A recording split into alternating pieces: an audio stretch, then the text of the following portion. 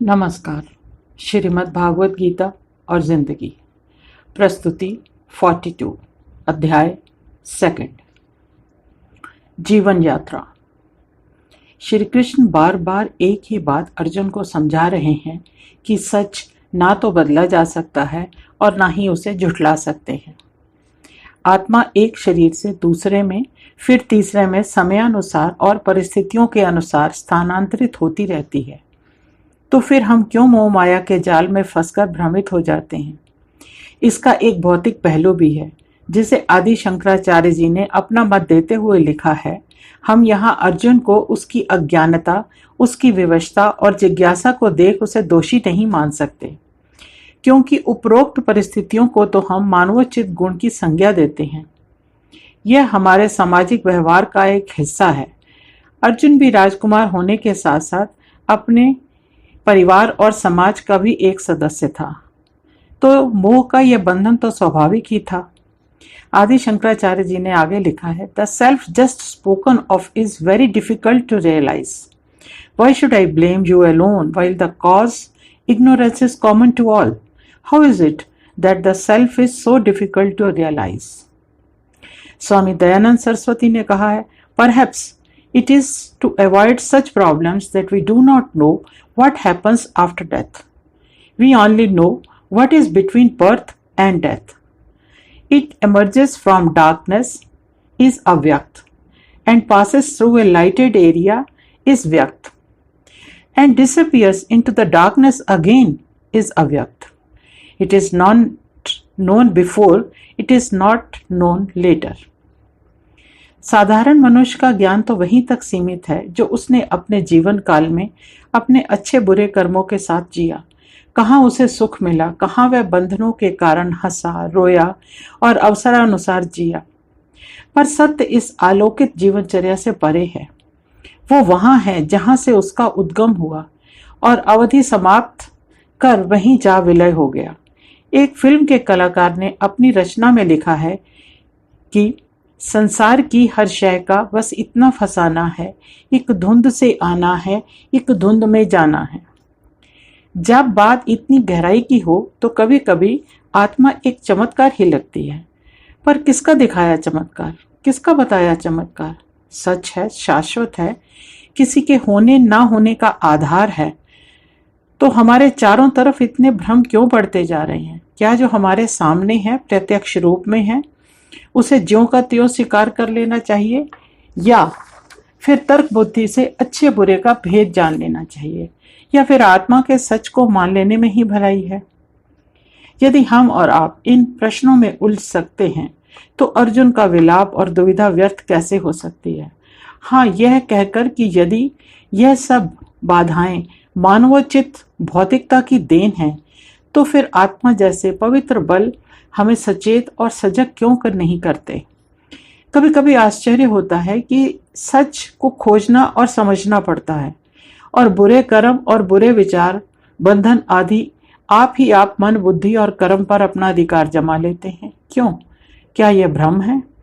यदि सुविचारों का आधार ज्ञान है तो अच्छे और बुरे का विचार कर, अध्ययन कर, उसके या उससे होने वाले लाभ हानि का फल को फल सोचकर ही अच्छे और बुरे कर्मों को निर्धारित किया गया होगा। लोग इसे स्वीकार करें या अस्वीकार, पर जो हानिकारक है वो सुखकर तो नहीं हो सकता, और यदि वो सुखकर और लाभकारी नहीं है तो विचार इससे इतना प्रभावित क्यों होते हैं? कर्म अनुचित राह पर क्यों चल पड़ते हैं? भौतिक सुखों की खोज, भाग दौड़, उचित अनुचित राह पर चलकर उन्हें समेटना, क्या इस राह में कभी कभी ज्ञान का दीपक अपने आप ही प्रज्वलित नहीं हो सकता? क्यों इस नींद से जागने के लिए ठोकर खाना आवश्यक होता है? सुकर्मों की अपेक्षा बुरे कर्म या सोच मन पर हावी हो जाते हैं। कभी कभी ऐसा लगता है कि हम सभी भटक रहे हैं, बुराई का दामन छूटता नहीं है और आत्मा की खोज में निकल पड़ते हैं। हो सकता है ऐसे कई राही आपस में टकरा जाते हों, मन में हो सकता है सद्विचारों की गंगा बह रही हो, पर लगता है वो मिलकर भी नहीं मिल पाते। शायद एक दूसरे को पहचान नहीं पाते, या फिर अहंकार आड़े आ जाता है, पता नहीं। दुर्योधन पर महत्वाकांक्षाएं हो गई या अहंकार। एक बार इस बात को दूसरे ढंग से सोचते हैं तो पिता धृतराष्ट्र बहुत अधिक महत्वाकांक्षी था। संतान का मोह और अपने अधूरेपन का क्षोभ उसे और अधिक अधीर करता रहता था।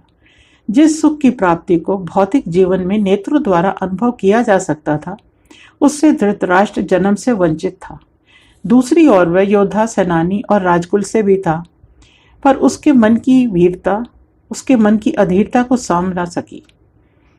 आहट से आने वाले व्यक्ति को पहचान लेने की क्षमता और परिस्थितियों को भांप लेने की क्षमता रखने वाले धृतराष्ट्र अपने ही पुत्रों की उद्दंडता को समझने में कैसे असमर्थ रहे। कारणवश या परिस्थितियों-वश या फिर भाई पांडु के नेतृत्व के वश पर वे हस्तिनापुर पर शासन करते रहे। उनमें न कुशलता की कमी थी, न बुद्धि की, और न ही दरबार में वयोवृद्ध नीतिपरक परिजनों एवं मार्गदर्शक गुरुओं की कमी थी।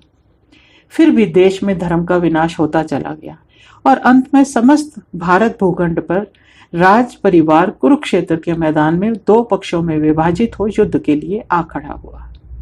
बार बार एक ही प्रश्न मन में उठता है, क्या संस्कार इतने रसातल में चले गए कि मात्र एक अर्जुन के हृदय में ही अनुराग जागा? इतिहास का यह युग बहुत ही अंधकारपूर्ण लगता है।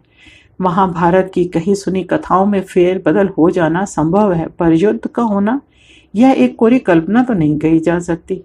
इसे भी किसी सत्य का प्रमाण ही माना जाएगा। अब हो सकता है ऐसी कठिन घड़ी में अर्जुन का मन शिथिल पड़ गया हो और युद्ध भूमि में सज्ज भारी मात्रा में खड़े सैनिकों को देख अर्जुन क्या कोई भी ज्ञानी पुरुष यह समझ सकता है कि अब मानव जाति का अंत होने में देर नहीं। श्री कृष्ण को भी यह आभास था, इसलिए उन्होंने अर्जुन का ध्यान अपनी ओर खींचा और कहा कि जीवन क्षण भंगुर है। यह अभी है और अभी नहीं, जैसे गहरे अंधकार में जगमगाते जुगनों। जीवन प्रवाह ऐसे ही चलता है और ऐसे ही लोप हो जाता है जैसे कभी था ही नहीं। शरीर का एक निर्धारित नियम है। एक शरीर का त्याग कर आत्मा अपने निर्धारित समय पर दूसरे शरीर में प्रवेश करती है। यही विधि का विधान है। इसलिए यह सरलता से समझा जा सकता है कि जन्म मृत्यु की ओर पहला कदम है। यह नियमबद्ध है, क्रमबद्ध है और कालबद्ध भी है। जो जन्म लेता है या फिर मरता है या कहे कि शेष रह जाता है, वह शरीर है, वो जिसमें आत्मा वास करती थी। सांसारिक भाषा में कहें तो शरीर के कई संबंधी और व्यवहार होते हैं और उसे किसी नाम विशेष से संबोधित भी करते हैं, पर आत्मा के शरीर से अलग होते ही वह मात्र शरीर है और कुछ नहीं। श्री कृष्ण ने इस श्लोक में इसी सत्य को अर्जुन से कहा कि किसी की आत्मा का शरीर त्याग करने पर शोक करने की आवश्यकता नहीं है। जो स्थायी नहीं है उसका तो अंत निश्चित है, और जो है ही अस्थायी उसके लिए दुख क्यों कर। इसी ज्ञान के कारण गीता के उपरोक्त श्लोक को बहुत महत्व दिया जाता है। धन्यवाद। नीरा वसीम।